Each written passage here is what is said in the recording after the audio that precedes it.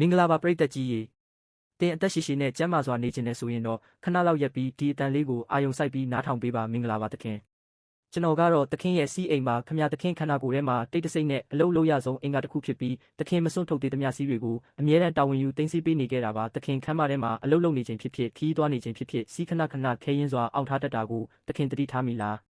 သခင်အောင်ထားသမျှဖိအားတွေနဲ့ဝင်ထုတ်ဝင်ပိုးတွေကိုကျွန်တော်ပဲအတန်တိတ်တာဝန်ယူတင်းခံပေးထားရတာပါကျွန်တော်ကသခင်ရဲ့တင်ပဆုံခွင်းအောက်ခြေမှာရှိနေပြီးအပျော့စားဘောလုံးလေးတစ်ခုလိုကျုံနိုင်ဆန့်နိုင်စွမ်းရှိပါတယ်ကြောက်ကက်ကနေစွန့်ထုတ်လိုက်တဲ့စွန့်ပစ်ရည်တွေကိုတွေးကြောနဲ့စီးပြွန်တွေကနေတဆင့်ကျွန်တော်စီပို့ဆောင်ပေးပြီးသခင်စီးသွားခြင်းတဲ့အခါမှာညှစ်ထုတ်ပေးတာပါကျွန်တော်ရဲ့အတွင်းနေရံတွေကိုကြွက်သားလွှာတွေနဲ့ကြန့်ခိုင်စွာဖွဲ့စည်းထားတာမို့သခင်ရဲ့တွေးတွေကိုတန်ရှင်းစေဖို့နဲ့ခန္ဓာကိုယ်အရေးထက်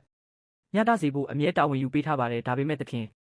ကျွန်တော်စီမှာမခံမရက်နိုင်တဲ့ဝေဒနာတွေရှိလာခဲ့ပြီးသခင်စီးကိုအချိန်ကြာကြီးအောင့်ထားတဲ့အခါကျွန်တော်ပေါ်ဖိအားတွေအများကြီးတက်ရောက်လာပြီးစီးထဲမှာပါတဲ့ဘက်တီးရီးယားနဲ့အဆိပ်တောက်တွေဟာအပြင်မရောက်ဘဲကျွန်တော်အတွင်းနေရံတွေကိုစတင်တိုက်စားပါတော့တယ်ဒါတင်မကသေးပါဘူး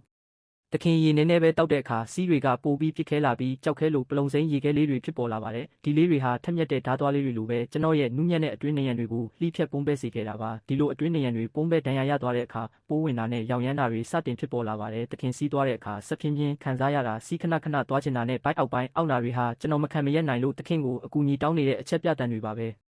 ဒါကြောင့်ဒီနေ့ကစပြီးကျွန်တော်ကိုတနာရင်ရေများများတောက်ပေးပါစီးသွားခြင်းရင်မအောင်ထားပဲအချိန်မီသွားပေးပါနော်ကျွန်တော်ကသခင်ခန္ဓာကိုယ်အတွက်တိတ်တဆိတ်တစ္ဆာရှိပေးထားတဲ့ရေအိတ်လေးအဖြစ်ဆက်လက်တာဝန်ထမ်းဆောင်ခြင်းပါသေးတယ်ဒီဗီဒီယိုလေးကိုကြည့်ပြီးတင်းရဲ့စီးအိမ်လေးကိုတနာသွားရဆိုရင်ဗီဒီယိုကိုလိုက်ပေးခဲ့ဖို့မမေ့ပါနဲ့နော်မိသားစုနဲ့တငယ်ချင်းတွေလည်းသတိထားနိုင်အောင်ရှယ်ပေးသွားပါဦးနောက်ထပ်ဒီလိုစိတ်ဝင်စားဖို့ကောင်းတဲ့ကျမ်းမာရေးနဲ့ဗဟုသုတရစရာဗီဒီယိုလေးတွေကိုကြည့်နိုင်ဖို့ကြွ Note တို့ channel ကို subscribe လေးလုပ်ထားပေးကြပါဦးခင်ဗျာ